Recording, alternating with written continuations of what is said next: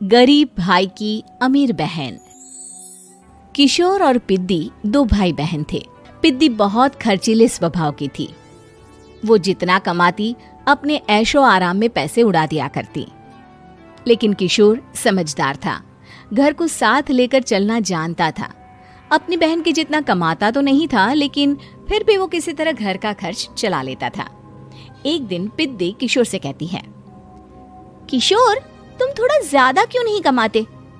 मेरे दोस्त रोज मेरा मजाक उड़ाते हैं। अरे बहन, मैं कोशिश तो कर रहा हूँ। अच्छा सुनो, अगले महीने रक्षाबंधन है, मुझे सोने का हार चाहिए, इससे कम कुछ भी ना लूंगी। अरे दिला दूंगा बहन। किशोर को पूरी रात नींद नहीं आती। उसके दिमाग में बस ये चल रहा था कि उसकी माली हालत इतनी बिगड़ चुकी है, अब वो सोने का हार कहाँ से लाएगा। अगले दिन किशोर सुबह सुबह घर से ये बोलकर निकल गया कि पिद्दी, मैं गांव से बाहर जा रहा हूँ, कुछ दिन घर नहीं आऊंगा। किशोर ने अपने काम के साथ साथ फेरी में कपड़े बेचने भी शुरू कर दिए, जिससे वो ज्यादा से ज्यादा पैसे कमा सके। रात में वो एक बिल्डिंग की चौकीदारी भी करने लगा। अपने काम से थोड़ा बहुत समय निकालकर बस कुछ घंटे की नींद ले पाता था। और कब वो कुछ दिन एक महीने में बदल गए और रक्षाबंधन भी आ गया, पता ही नहीं चला। लेकिन किशोर अभी तक घर वापस नहीं लौटा। जहां वो काम करता था, पिद्दी के नाम का गुल्लक रखा हुआ था। किशोर ने उस गुल्लक को फोड़ा और सारे पैसे इकट्ठा करके एक सोने का हार खरीद लिया। घर में पिद्दी किशोर का इंतजार कर रही थी। तभी किशोर आता है। कहाँ चले गए थे?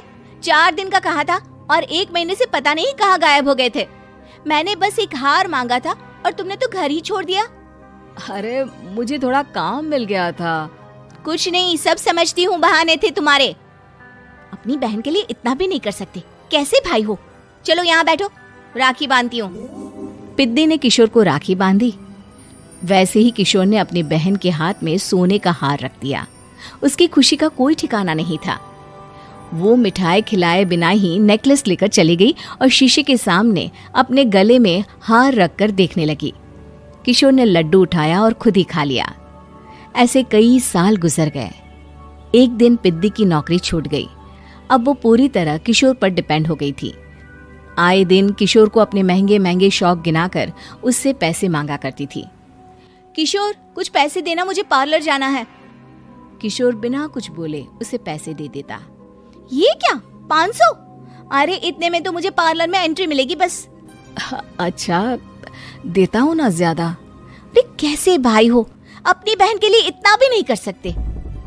किशोर ने जेब से 2000 का नोट निकाला और उसे दे दिया।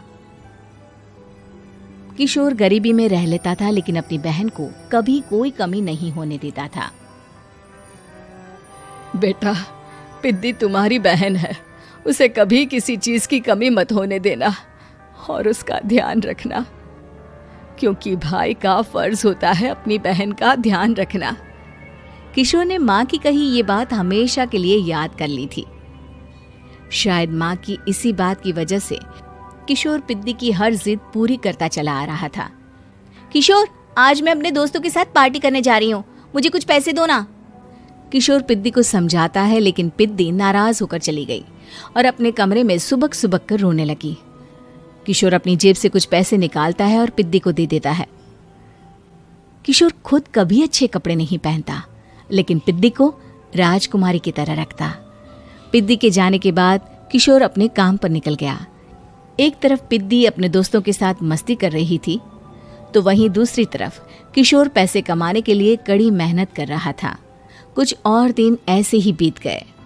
एक दिन पिद्दी एक लड़के को लेकर घर आई और उसे किशोर से मिलवाया।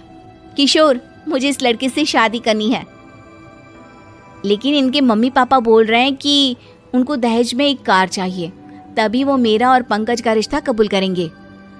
लेकिन बहन, कार खरीदना कोई सब्जी खरीदने के बराबर तो नहीं है। अरे कैसे भाई हो तुम, अपनी बहन के लिए इतना नहीं कर सकते? देखो, मैं ज्यादा इंतजार नहीं कर सकती, तुम्हें 1 साल में मेरे लिए कार खरीदनी ही होगी। अच्छा पंकज, एक काम करो, कल तुम अपने माता पिता को घर बुला लो, मैं उनसे तुम्हारे और पिद्दी के रिश्ते की बात कर लेता हूँ। अगले दिन किशोर के छोटे से घर में पंकज और उसके माता पिता आते हैं। बेटा, तुम्हारी बहन ने हमारी शर्त तो बता ही दी होगी। जी। बेटा तुम तो इतने छोटे घर में रहते हो, दहेज कहाँ से लाओगे? मैं अपनी बहन की खुशी के लिए सब कुछ कर सकता हूँ। पंकज और पिद्दी का रिश्ता तय हो जाता है। किशोर अब अपनी क्षमता से 4 गुना ज्यादा काम करने लगता है। सुबह सबके घरों में न्यूज़पेपर फेंकता, दिन में मजदूरी करता और रात में चौकीदारी करता। खूब मेहनत करके किशोर ने अपनी बहन की शादी के लिए पैसे जुटा लिए। उसने अपनी बहन के लिए कार खरीद ली। जब वो पिद्दी के ससुराल वालों से मिलने गया तो उन्होंने किशोर से और पैसों की मांग की।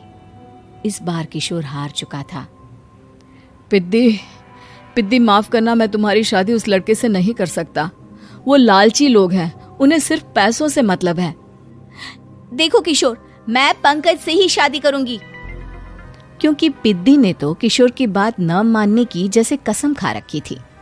किशोर ने पंकज को घर बुलाया। पंकज, तुम अपने माता पिता को समझाते क्यों नहीं हो? भैया, वो हमारी शादी के लिए मान गए, मेरे लिए तो यही बहुत बड़ी बात है। हम एक काम कर सकते हैं, दहेज की रकम में से कुछ पैसे मैं आपको दे देता हूँ। अरे लेकिन समाज वाले क्या कहेंगे? अरे जब दुनिया को पता चलेगा तब ना। अच्छा, कुछ पैसे मैं अपने मालिक से कर्ज में ले लेता हूँ। कुछ पैसे पंकज देता है, कुछ वो कर्जा लेता है और अपनी उम्र भर की कमाई वो अपनी बहन की शादी में लगा देता है। आखिर में पंकज और पिद्दी की शादी हो जाती है। पिद्दी की विदाई के बाद किशोर बिल्कुल अकेला पड़ जाता है। अब उसका कमाने में भी मन नहीं लगता। उधारी वाले रोज घर में आकर बैठ जाते हैं।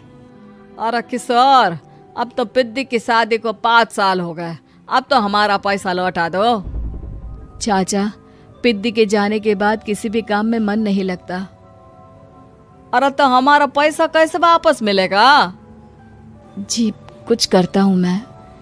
किशोर के ऊपर बहुत सा कर्जा चढ़ गया था, इसलिए उसने तय किया कि वो ये घर बेचकर सबके पैसे लौटा देगा।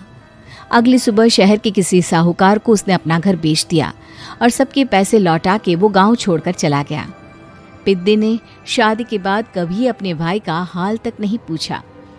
किशोर को फर्क नहीं पड़ता था, बस ससुराल में उसकी बहन खुश है ये जानकर उसे खुद की खुशी मिलती थी और ये सोचकर कि उसने माँ से किया हुआ वादा पूरा कर दिया।